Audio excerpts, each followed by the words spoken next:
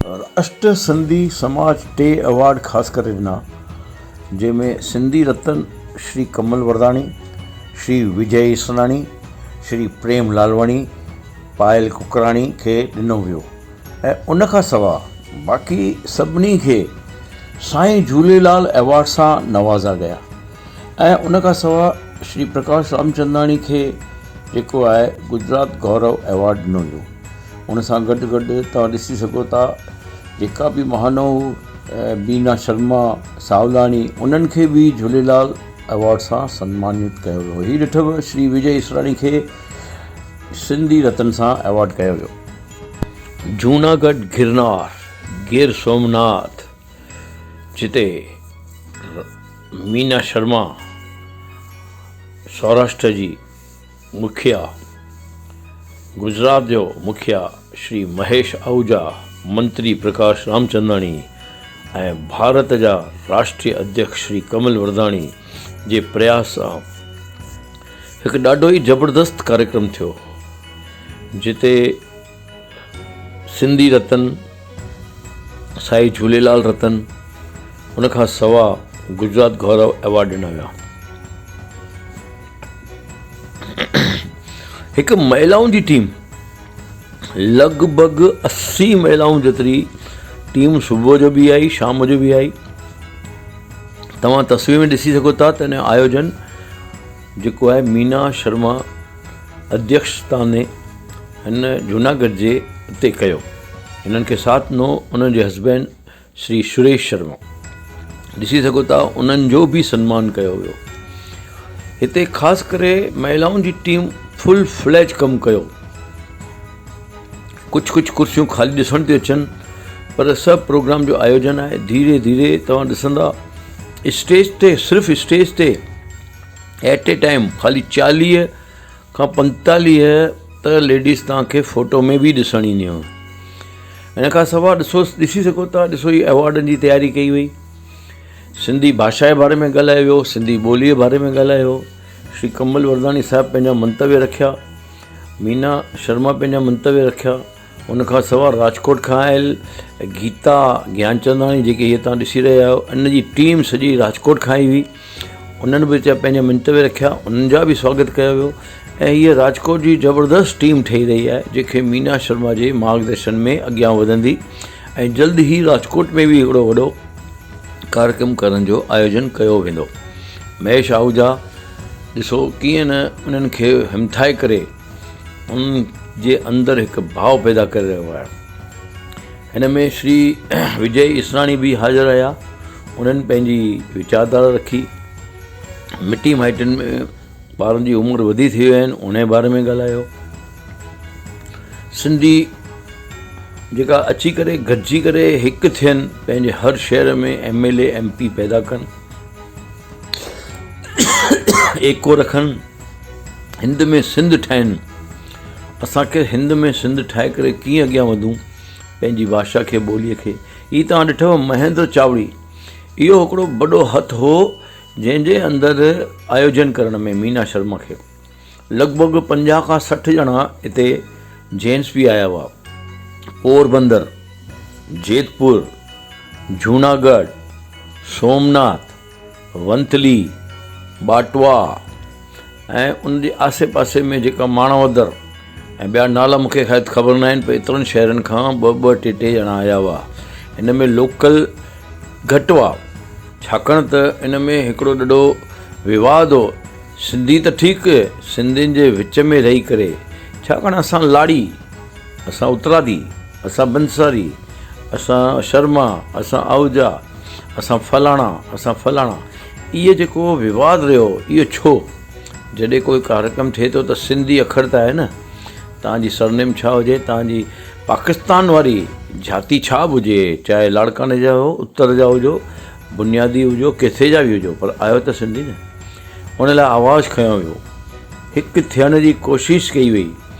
तव्हां अॻियां हली करे 1.5 खां 2 मिंट जो जेको लेक्चर आहे विजय इसराणी, जेका ख़ासि दिल्लीअ खां 25,000 रुपया ख़र्च करे ऐं 25 कलाक लॻभॻि बस में वेठा। श्री कमल वरदाणी साहब 18 कलाक बस में वेठा, या जंहिं बि व्हीकल में आया। असां गांधीधाम खां 12 कलाकनि जी जर्नी करे हिते आयासीं। सभिनीनि पंहिंजा टाइम कढिया, पर उते कुझु अहिड़ा असांखे माण्हू मिलिया जेका चइनि असांखे प्रोग्राम में वञिणो आहे, जल्दी कयो जल्दी कयो। जॾहिं 2 कलाक 3 कलाक जो कार्यक्रम आहे, 35 कलाक जर्नी करे, 18 कलाक जर्नी करे, हीअ ॾिसो श्री विजय इसराणी उनखे स्टेज ते घुरायो वियो ऐं तॾहिं बि उन कार्यक्रम में कलाकनि जा कलाक वेठा आहिनि ऐं तव्हां वटि टाइम कोन्हे। अफ़सोस आहे सिंधी, अफ़सोस आहे जागो। असांखे सन्मान तव्हां जेतिरो बि ॾिनो, मीना शर्मा पूरी कोशिशि कई ऐं शाम ताईं धीरे धीरे हीउ कार्यक्रम ॾाढो भरपूर थी वियो। हाणे हिननि गॾिजी करे इन कार्यक्रम जो उद्घाटन कयो, जंहिंमें असांजा शहर जा ॿाहिरि जा तव्हां ॾिसी सघो था, श्री कमल वरदानी साहिबु, विजय इसराणी, महेश आहूजा, मीना शर्मा, सभु झूलेलाल मूर्ति अॻियां अची करे हिकु प्रार्थना करे हुन कार्यक्रम खे अॻियां वधायूं। अचो त ॾिसूं अॻियां कुझु झलकियूं हिन कार्यक्रम जूं, हिन राजकोट टीम जो योगदान, हिन सोमनाथ टीम जो योगदान वग़ैरह। मां विजय इसराणी, प्रगतिशील सिंधी समाज दिल्ली जो प्रधान ऐं VSS जो मल्टीपल चेयरमैन। मूं वटि दायित्व 5-7 स्टेट आहिनि मूं वटि ऐं सिंधी समाज असांजो छो पुठिते आहे, इन जा मूल कारण तव्हांखे ॿुधाईंदो, छाकाणि भाषण मूंखे ईंदो कोन्हे। हिकु त असां गूगल असांखे ॾेखारींदो आहे कि असां 27 लख सिंधी आहियूं। तव्हां सभु मञो था असां 27 लख हूंदासीं? गुजरात में आहिनि ख़ाली। असां 1 करोड़ 50 लख आहियूं, डिफरेंट स्टेट्स में, डिफरेंट कंट्रीअ में। ऐं कई दफ़े असांखे अफ़सोस थींदो आहे कि हिंदुस्तान में अहिड़ा असां पंहिंजी संस्कृति या भाषा खे न वाधारो ॾींदा आहियूं। जेतिरा तव्हां स्पेन में वञो, अमेरिका में वञो, इंडोनेशिया में वञो, दुबई में वञो, उते सभु त्योहार मल्हाईंदा आहिनि। असां कई त्योहार त भुलिजी विया आहियूं। चवंदो आहे लक्ष्मी जो सॻड़ो, गोगड़ो, थदड़ी, कई त्योहार असां भुलिजी विया आहियूं। उनजो कारण असांजो समाजी। हिन में छा थींदो आहे, उन में छा थींदो आहे, तव्हांजी संस्कृति बचंदी तॾहिं जॾहिं तव्हांजी ॿोली बचंदी। अगरि तव्हां ॿोलीअ खे न बचाईंदा त सिंधियत खे न बचाए सघंदा।